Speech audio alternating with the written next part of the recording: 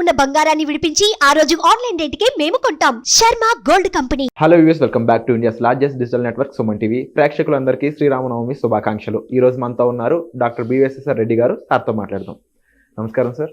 శివోం Virat sir, Sri Rama Navami శుభాకాంక్షలు sir. First of all ముఖ్యంగా లా of attraction అనే కాన్సెప్ట్ మీరు ఎంతో కాలంగా ఎంతో మందికి టీచ్ చేస్తూ వస్తున్నారు, ఎంతో మందికి రిజల్ట్స్ కూడా తీసుకొస్తూ ఉన్నారనమాట. అయితే ఈరోజు శ్రీరామనవమి స్పెషల్గా మన పురాణాల్లో కానీ మన అంటే ఏదైనా మనకు తెలిసిన దేవుళ్ళు కానీ ఎవరైనా సరే లా ఆఫ్ అట్రాక్షన్ ఎప్పుడైనా యూజ్ చేసి ఉన్నారా? Shivom, welcome to my home lucky home వేదిక మహావాస్తు అండ్ మనీ సూత్ర. ప్రతి ఇల్లు సిరి సంపదలతో, ధనధాన్యాలతో, ఆయురారోగ్యాలతో తులతూగాలని ఆ యాగంటి పరమేశ్వరుని ప్రార్థిస్తున్నాను. శివోం శ్రీమన్ నారాయణ. ఇక్కడ లా ఆఫ్ అట్రాక్షన్ అని మనం ఇప్పుడు పేరు పెట్టుకున్నాం, కానీ ఇది కొన్ని వేల సంవత్సరాలుగా, అంటే దాదాపు 5,000 సంవత్సరాల నుంచి సనాతన హైందవ సాంప్రదాయంలో ఎప్పుడో మనకుంది. ఏ రూపంలో అంటే యద్భావం తద్భవతి అని అంటాం భగవద్గీత. నువ్వు ఏదని ఆశిస్తావో అదే నీకు దక్కుతుంది. అంటే ఒకే తల్లి కడుపున పుట్టిన ఇద్దరు బిడ్డలు, ఒకరు చెడు నాశించి రాక్షసుడు అవుతాడు, ఒకడు మంచి నాశించి ఒక మంచి రాజు లేదా మహాముని అవుతాడు. తేడా ఎక్కడొస్తుంది? తల్లి గర్భంలో కాదు, బయటకు వచ్చాక తను ఏం పర్సెప్ట్ చేస్తున్నాడు అనే దాన్ని బట్టి వస్తుంది. So it's a simple of perception. నేచర్లో రెండు ఉంటాయండి, గుడ్ బ్యాడ్ రెండు ఉంటాయి. గుడ్డుకు అట్రాక్ట్ అయ్యేవాడు మంచిగా తయారవుతున్నాడు, బ్యాడ్కి అట్రాక్ట్ అయ్యేవాడు ఒక నేరస్తుడిగా తయారవుతున్నాడు. సో మనకు పురాతన కాలం నుంచే అవి చెప్తూ వస్తున్నారు. ప్లస్ ఇంకొక అద్భుతమైనది ఏంటంటే, ప్రపంచం అంతా కూడా తెలియకముందే తల్లి కడుపులోంచి నేర్చుకోవడం మొదలుపెట్టాం. దాన్ని మనం గర్భ సంస్కారం అంటాం. ఉదాహరణకు అభిమన్యుడు తల్లి కడుపులో ఉన్నప్పుడే నేర్చుకోవడం మొదలుపెట్టాడు. దేని గురించి? పద్మవ్యూహం గురించి. అలాగే అష్టావక్రుడు అని ఉంటాడు ఇంకొక మహాముని. ఆయన తండ్రి చదివే శ్లోకాల్లో తప్పులు కడుపులోంచే చెప్తాడు. నాన్న నువ్వు ఈ శ్లోకం తప్పు చెప్తున్నావు అని. ఆయన కోపం వచ్చి, తండ్రి ఎంతైనా తండ్రి కదా, ఆయన గురువు ముందర అలా చెప్పకూడదు, పక్కకు పిలిచి చెప్పాలి ఏదైనా తప్పు. అలా నువ్వు చెప్పావని 8 వంకరలతో నువ్వు పుట్టాలి అని శాపం పెడతాడు అష్టావక్రుడు. తర్వాత బాధపడతాడు, నా కొడుకుకే కదా అని చెప్పేసి. అందరికన్నా జ్ఞానవంతుడు, మంచి బుద్ధిమంతుడు, తర్వాత మంచి వేదవంతుడు అవుతాడని చెప్పాడు. ఆయన అన్నట్టే పురాణాలు అన్నిట్లో అష్టావక్రుడు రాసిన ఇది కానీ చాలా ప్రఖ్యాతి గాంచాడు అన్నట్టు. సో ఇక్కడ ఈరోజు సుమన్ టీవీ తరపున, వేదిక మహావాస్తు తరపున అందరికీ కూడా శ్రీరామనవమి శుభాకాంక్షలు. శ్రీరామ రామ రామేతి రమే రామే మనోరమే సహస్రనామ తత్తుల్యం రామనామ వరాననే అన్నారు. ఇది ఎవరు చెప్పారు? స్వయాన శంకర్లు గారు చెప్పారు. అనంటే మన తండ్రి ఏమని చెప్పాడు? పార్వతి గారు అడుగుతారు, ఈ ప్రపంచంలో అన్నిటికంట బలమైన మంత్రం ఏంటి? అప్పటికి విష్ణు సహస్రనామం ఉన్నాయి, అష్టకాలు ఉన్నాయి, అన్నీ ఉన్నాయి. ఇదన్నిటికంటే నాకు ఒక కోడ్ ఫామ్లో, షార్ట్ ఫామ్లో కావాలి. అది చదివితే అన్ని చదివినంత పుణ్యం రావాలి, ప్లస్ శివకేశవులు పూజించినా రావాలి. మళ్ళీ ఇదొక కండిషన్ అన్నట్టు. అప్పుడు మనకు శంకరయ్య చెప్పిన మంత్రం అన్నట్టు ఏంటి అనంటే, ఇందులో రా మా అనేది అనేక సార్లు రిపీట్ అవుతాయి. ఓం నమ శివాయలోంచి మాని తీసుకొని శ్రీమన్నారాయణలోంచి రాని తీసుకుంటే బీజాక్షరాలు. ఇది లేనిది మనం నమ శివాయ అది లేనిది చెప్పలేం. కాబట్టి మకారము రకారాన్ని తీసుకొని చేసింది అది, దాంట్లోంచే రామా అని వచ్చింది. కాబట్టి ఒక్క మాటలో చెప్పాలనంటే ఈ తారక మంత్రం అంటారు దీన్ని. ఇది విష్ణు సహస్రనామము, కొన్ని వందల శ్లోకాలు ఉంటాయి అందులో. అది 1000 సార్లు చదివితే వచ్చిన పుణ్యము, 1000 సార్లు వింటే వచ్చిన పుణ్యము కేవలం ఒక్కసారి ఇది చదివినా విన్నా వస్తుందంట. ఇప్పుడు మీరు అర్థం చేసుకోవచ్చు. అంటే షార్ట్ ఫామ్లో ఉన్నటువంటి ఒక పవర్ఫుల్ మంత్రంగా చెప్పుకోవచ్చు. ఆ మంత్రము ఇప్పుడు శ్రీరామనవమి రోజు చెప్పబడింది. ప్లస్ మిగతా అన్ని శ్రీరామనవమి కంటే ఈ శ్రీరామనవమికి మనము, నేను, మీరు అందరూ ఎంతో గర్వపడేలా చేసుకోవాలి. కారణం ఏంటో తెలుసా? అసలు అయోధ్యలో రామాలయం కట్టడానికి చట్ట ప్రకారంగా కొన్ని వందల సంవత్సరాల నుంచి మనకు ఇబ్బందులు ఎదురవుతున్నాయి. చెప్పుకోవడానికి చాలా చిగ్గుచేటుగా ఉంటుంది. హైందవ దేశంలో కూడా రాముడు అనే దేవుడు అని చూపించుకోవాల్సి వచ్చింది మనం కోర్టులో. విచిత్రం ఏంటంటే ఆ కోర్టులో వెనక రాసి ఉంటారు ఏమని, రామరాజ్యం రావాలి అని. ఎంత విచిత్రం చూడండి. కోర్టులో మన రాజ్యాంగంలో ఏమని రాసుంటారు? ఫస్ట్గా చెప్పేది, గాంధీజీ కూడా చెప్పేది ఏంటంటే రామరాజ్యం రావాలి అని అంటారు. కానీ రాముడు దేవుడా అని అడుగుతారు మళ్ళీ జడ్జి. అదన్నట్టు జడ్జి పేరు కూడా రాముడు అని పేరు పెట్టుకుంటాడు మళ్ళీ. సో ఈ రకంగా అలా నిరూపించుకోవాల్సిన పరిస్థితి రావడం ఈ దరిద్రపు సెక్యులరిజం పద్ధతి అన్నట్టు. సో ఏదైతే మెజారిటీ ఉంటుందో వాళ్లకు అది హక్కులు అనేది కంపల్సరీ ఉండాలి. ఈ రాజ్యాంగంలో ఇంకా కల్పించాలి కూడా. సో ఫైనల్గా మనం దాన్ని సాధించుకోగలిగాము మోదీ గారి కృప వల్ల. ఇన్ని వందల సంవత్సరాలు ఏ పార్టీ వచ్చినా కూడా చేయలేకపోయింది. సో అందుకని ఈ శ్రీరామనవమిని మనం స్పెషల్గా జనరేట్ చేసుకోవాలి. ఎందుకు? అయోధ్యకు రాముల వారు వచ్చినందుకు కదా మనం చేసేది.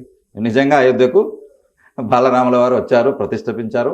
ప్రపంచమంతటా కూడా ఇప్పుడు ఆనందోత్సాహాలతో జరుపుకుంటున్నారు. సో అలాగే ఇక్కడ కూడా. అయితే మీరు అన్నారు లా ఆఫ్ అట్రాక్షన్లో రాముల వారిని చెప్పుకున్నాక హనుమంతుల వారిని చెప్పుకోలేకుండా ఉండలేవు. ఎందుకంటే హనుమంతుల వారి గుండెలోనే ఉంటారు శ్రీరామచంద్ర.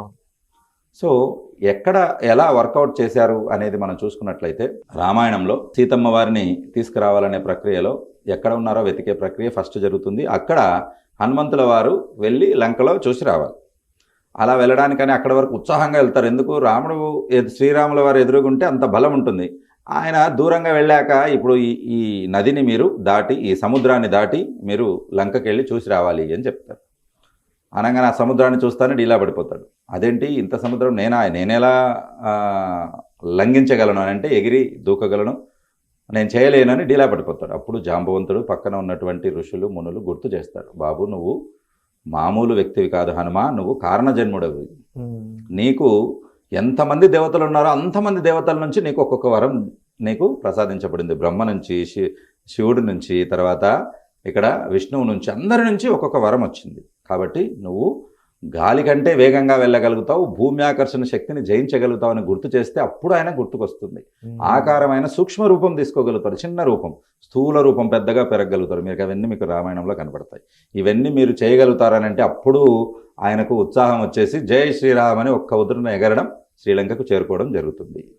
కాబట్టి ఇవన్నీ మనకు ఏమని తెలుస్తున్నాయంటే, ప్రతి ఒక్క మనిషికి కూడా పక్కన మునుల వారు, తర్వాత జాంబవంతులు ఎలా చెప్పారో ఒక మెంటర్ అనేది కంపల్సరీ అవసరం. రైట్?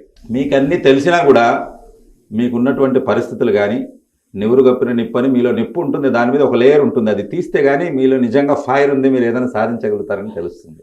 అలా తీయగలిగేవాడే ఒక మెంటర్, ఒక గురువు.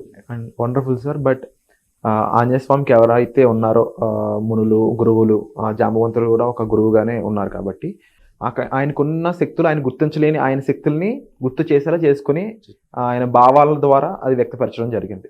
అలాగే ప్రతి మనిషికి కూడా ఒక ఇన్నర్ టాలెంట్స్ అనేవి ఉంటూ ఉంటాయి. డబ్బు సంపాదించగలిగే స్తోమత ఉంటుంది, శక్తి సామర్థ్యాలు ఉంటూ ఉంటాయి. కానీ ఎవరొకరు గుర్తు చేసే వరకు, లేకపోతే వాళ్ళ భావాలని రేకెత్తించే వరకు కూడా వాళ్ళ వాటిని అణిగిచిపెట్టి ఉండడమో, లేకపోతే తెలియకపోయి ఉండడం జరుగుతూ ఉంటుంది అనమాట. చాలామంది దాని కారణంగా వెనకబడిపోయి ఉంటారు లైఫ్లో. అలాంటి వారందరికీ కూడా ఒక మెంటర్ వల్ల కలిగే లాభాలు ఏంటి, లేకపోతే ఒక మెంటర్ వల్ల కలిగే ప్రయోజనాలు ఏంటో చెప్తారు? డెఫినెట్గా అండి.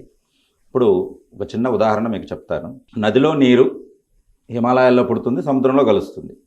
మీరు ఏమి చేయకుండా చేతులు కట్టుకొని కూర్చుంటే అలాగే వెళ్ళిపోతుంది. నీరు మనం చూడడానికి దేనిని ఆర్పడానికి వాడతాం? నిప్పును ఆర్పడానికి వాడతాం. నీరు, నిప్పు రెండు కలవు, ఆపోజిట్ ఎలిమెంట్స్. కానీ మీకు తెలుసా, నీటి నుంచి నిప్పును పుట్టించవచ్చు. నీటి నుంచి నిప్పును పుట్టించవచ్చు. చాలా ఆశ్చర్యంగా ఉంది. అదేలా అంటారా? ఇప్పుడు మనం ఏం చేస్తున్నాం? నీటిని ఒక ఆనకట్ట వేస్తున్నాం. దానికి ఒక పద్ధతిగా నీటిని ఒక మెథడాలజికల్గా దాన్ని టర్బైన్లలో వెళ్ళేలా చేస్తున్నాం. టర్బైన్ తిప్పి ఎలక్ట్రిసిటీ పుడుతుంది. Electricity is nothing but current. అదే అగ్ని. అవునా కదా? ఎలక్ట్రిసిటీ పట్టుకుంటే కాలుతుందా లేదా? డెఫినెట్గా కాలుతుంది. సో నీటి నుంచి ఎలక్ట్రిసిటీ మనం పుట్టించగలుగుతాం. అలాగా మీ శరీరంలో కూడా మీరు నీరులాగా అంటే కూల్గా ఉంటుంటారు, కానీ ప్రతి మనిషిలో కూడా ఒక ఎలక్ట్రిసిటీ దాగి ఉంటుంది.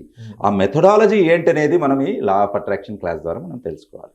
ఎలా చేసుకుంటే మీలో ఉన్నటువంటి ఆ ఇన్నర్ టాలెంట్ అది ప్రతి మనిషికి కూడా పుట్టుకతో ఈ పంచభూతాలకు, ఫైవ్ సెన్స్కు సంబంధించిన టాలెంట్ తీసుకొస్తారు. ఒక మంచి సింగర్ అయి ఉండొచ్చు, ఒక ప్లేయర్ అయి ఉండొచ్చు, లేకపోతే ఒక మంచిగా చదువుకునే జ్ఞాని అయి ఉండొచ్చు.